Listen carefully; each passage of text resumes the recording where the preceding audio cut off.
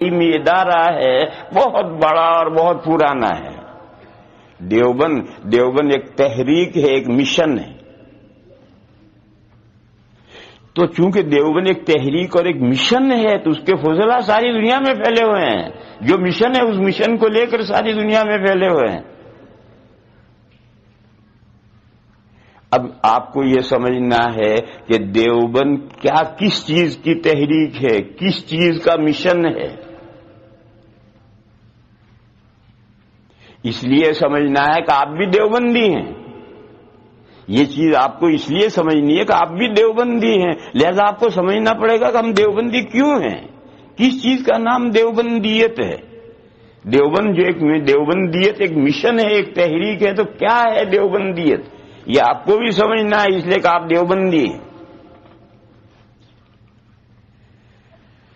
میرے بھائیوں،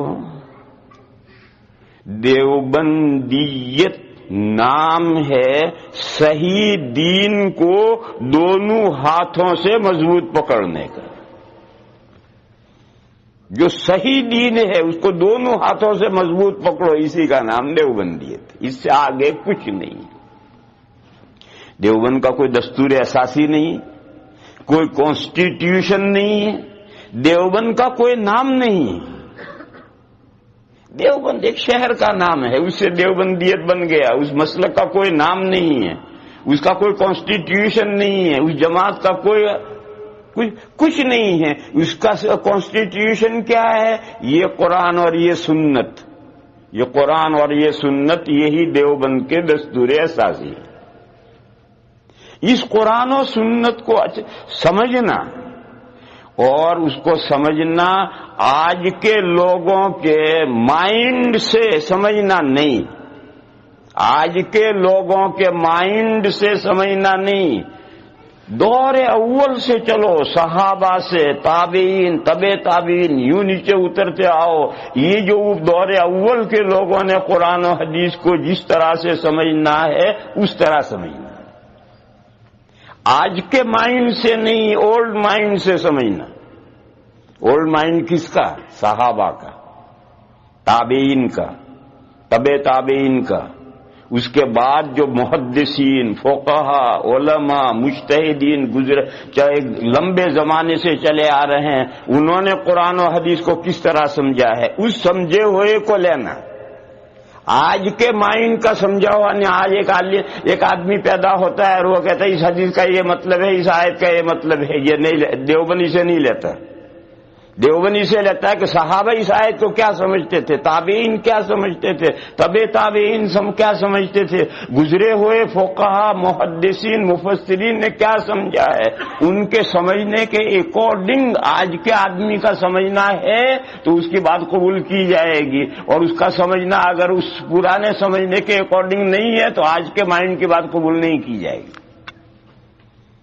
اسی کا نام دیوبندیت ہے میرے بھائی، اچھی طرح سے سمجھو۔ پھر دو چیزیں ہیں، ایک حدیث ہے اور ایک سنت ہے۔ ایک حدیث ہے اور ایک سنت ہے، دونوں میں فرق ہے۔ قرآن میں تو دو چیزیں ہیں ہی نہیں، قرآن تو قرآن کریم، اور احادیث شریفہ میں دو چیزیں ہیں، ایک حدیث ہے اور ایک سنت ہے۔ دیوبند کی دعوت یہ ہے، دیوبند کی تحریک یہ ہے کہ سنت مضبوط پکڑو۔ اس مضمون کو بھی سمجھنا ہے۔ حدیث نام ہے چار باتوں کا، چار باتوں کا نام حدیث شریف ہے۔ نبی پاک صلی اللہ تعالی علیہ وسلم کے اقوال، سیئنگ، آقائے دو جہاں نے جو کچھ زبان مبارک سے ارشاد فرمایا ہے وہ سب حدیث ہے۔ نبی پاک صلی اللہ تعالی علیہ وسلم کے کیے ہوئے کام، جو بھی حضور نے کیا، افعال، اقوال بھی حدیث ہیں، افعال بھی حدیث ہیں۔ تیسری چیز ہے نبی پاک صلی اللہ تعالی علیہ وسلم کے سامنے کسی صحابی نے، کسی مسلمان نے کوئی کام کیا، نبی پاک صلی اللہ تعالی علیہ وسلم کے علم میں آیا، حضور نے سنا یا اپنی آنکھ مبارک سے دیکھا کہ فلاں صحابی نے یہ کام کیا اور حضور نے اس پر نپیر نہیں کی، اس کام کو برقرار رکھا، اس کا نام ہے تقریر اور تائید۔ تو جتنے کام، مثال لو، نکیر نہ کرنا، یہ بھی حدیث بن جاتی ہے۔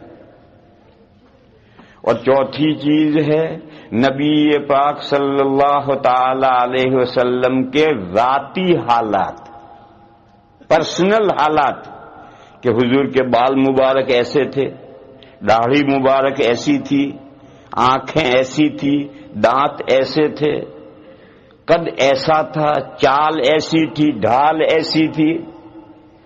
یہ جو حضور کی ذاتی زندگی ہے، پرسنل اوصاف، یہ حدیثوں میں پوری کتاب کی کتاب شمائل نبوی پر کتابیں کی کتابیں ہیں، اور اس میں حضور کے تمام احوال ہیں۔ یہ جو ہے یہ بھی سب حدیث ہے۔ حدیثیں میں نے بتلایا کہ 4 طرح کی ہیں، حضور کے اقوال، افعال، تقریرات اور اوصاف، یہ چاروں حدیث ہیں۔